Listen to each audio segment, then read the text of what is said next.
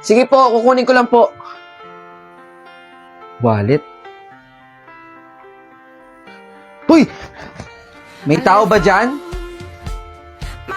Bulag si ma'am?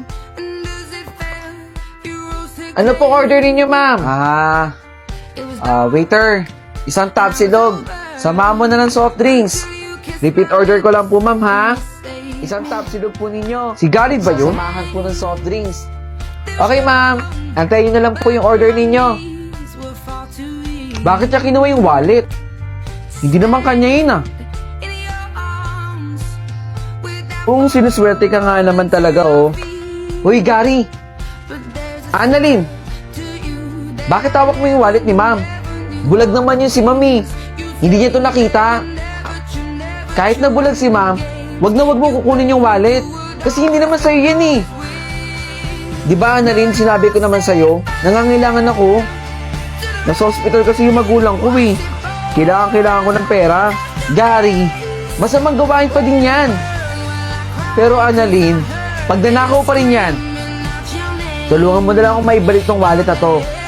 Natatakot ako baka mamaya mapagpintangan niya ako na kinuha ko talaga yung wallet niya. Ang totoo naman, napulot ko lang to O sige, tutulungan kita. Ibabalik natin yung wallet dun sa may-ari. Dahil hindi naman talaga sa'yo yan. Eto. Sige na, ako nang bahala.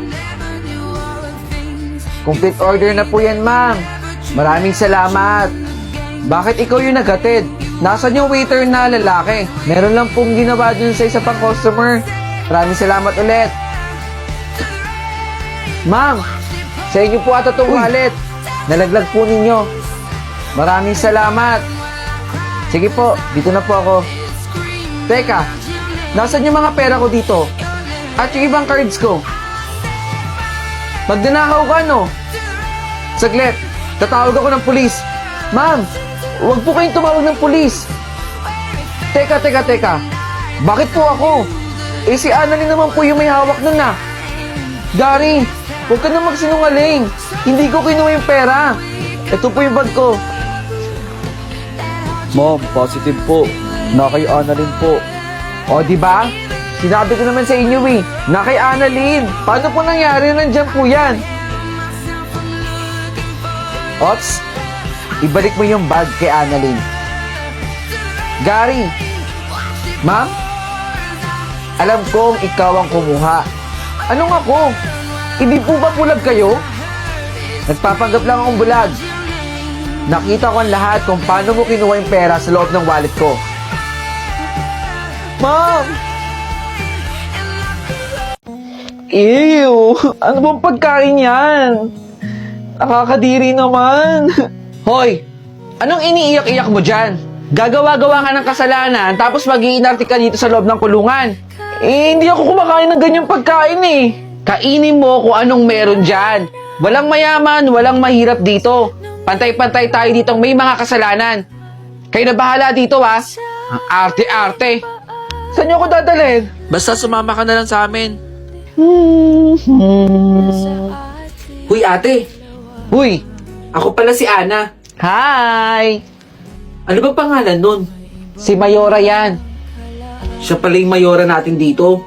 Kaya pala ganun umasta, Siyempre, masungit siya minsan. Alam mo naman para sa atin lahat yun Kaya kailangan mo talaga sumunod sa kanya. Nako, Ana, mabangis pa yan sa mabangis. Basta lagi ka na susunod sa mga utos niyan. Kunting-kunti na lang, anak.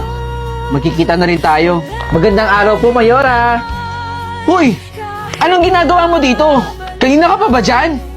Bakit po hawak niyo yung kalendaryo? Nalaya na po ba kayo? At sabi niyo po kanina, magkikita na po kayo ng anak ninyo. Una sa lahat, wala ka nang pakialam kung anong meron dito sa kalendaryo ko. Yung kaso mo yung intindihin mo, wag ako. Sagot, Mayora! Ano bang gusto mong malaman sa akin? Itatanong ko lang po, nalaya na po ba kayo? Malapit na akong sunduin ng anak ko. At na-excite na nga ako Wow! Congratulations po Magkikita na po kayo ng anak ninyo. Gusto ko lang sabihin sa'yo na baunin mo lahat ng mga natutunan mo dito sa loob ng kulungan. Kapag nakalabas ka na, huwag mo intindihin yung mga panghusga na ibang tao dyan. At may oras pa para magbago. Mabait naman po pala kayo eh. Akala ko masungit po kayo. Magiging kaibigan din kita. Yes! Good morning, Ate Rose. Nasaan pala si Mayora? Wala na siya. Ngayong araw, nakatakda ang ito. Yun ang naging parusa sa kanya. Eh, ang sabi niya sa akin, susundin daw siya ng anak niya. Yung bata. Wala na rin dito sa mundo yun. Baka nga talaga sinundo na siya.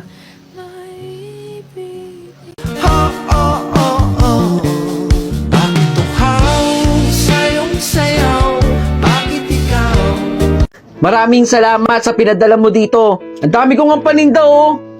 Yung mga pamangkin mo rito, tuwang-tuwa dahil sa mga tsokolate. Nakahulog na rin tayo dito sa lupa. Konting-konti na lang anak. Basta alam ko po na nilalagay niyo po sa tama yung pinapadala ko dyan. O siya, mag-ingat ka palagi dyan ha. Tumawag ka kung may problema. Okay? Sige Nay. Magtatrabaho na po ulit ako. Mag-ingat po kayo dyan ha. Salamat. Bye-bye po. Bye! Akin na, dali. Hello, Nay. Ano po ba nangyari dyan? Bakit yung po ba ako pinapatawa? Eh, nag-short kami dito eh. Yung mga umutang sa akin dito, hindi pa rin nagbabayad. Kailangan na natin maghulog para sa lupa. Yung pangarap natin, di ba? Sige po, magpapadala po ako dyan. Ngayon din po. Pasensya ka na ha. Ngayon lang ako may kiusap sa'yo, anak. Pantay lang po ha. Aayusin ko na po. Maraming salamat anak.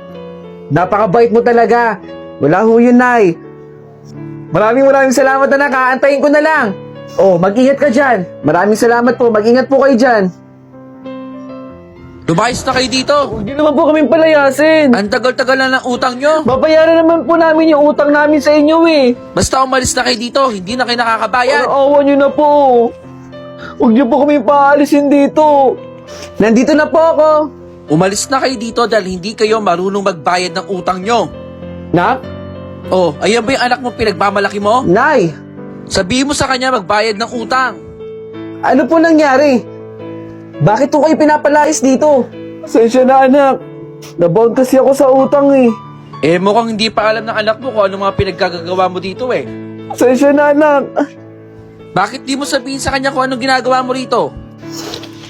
Tara na. Kailangan ko pa magpanggap dito na may paninda talaga ako dito kahit wala naman. Tara na. Huwag niyo tindin yung anak ko. Magsugal na tayo. Oo. Gusto niyo yun? Magsusugal tayo. Tara na. Ayan ha. Narinig mo sa anak ko na magpapadala siya. Ibibigay ko sa iyo yun. Siguro di mo papalago mo yung sa sinasabi mong investment ha.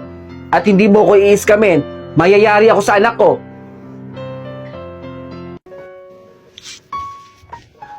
De La Cruz! Ano yan? Bitbit mo ba isang pagita mo?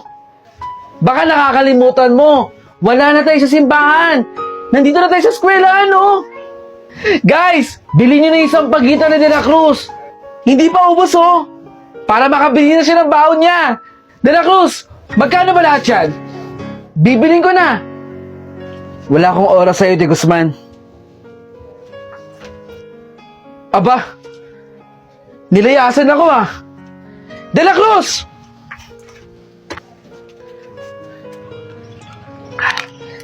Isa nga po nun, tama nga eh. Salamat po. Tignan mo si De La Cruz. Tigpipiso yung kinakain, no? De La Cruz, anak! Ma'am, halika rito. May ibibigay ako sa'yo. Oh, pandagdag mo sa baon mo.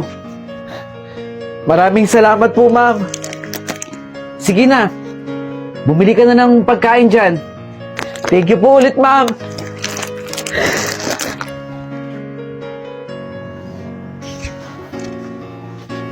De La Cruz! Anak! Ma'am!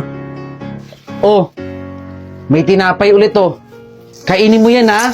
Opo ma'am, kakainin ko po ito. Magpakabusog ka.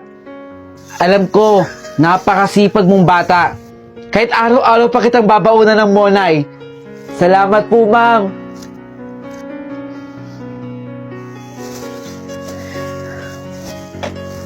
Ano ba nangyari kay De La Cruz? Ilang araw na siyang absent. Meron ba nakakaalam sa inyo? Bunso! Bunso! Kuya! May pagkain ako. Hati tayo dito. Bigay ng mabait kong teacher. Para sa ito.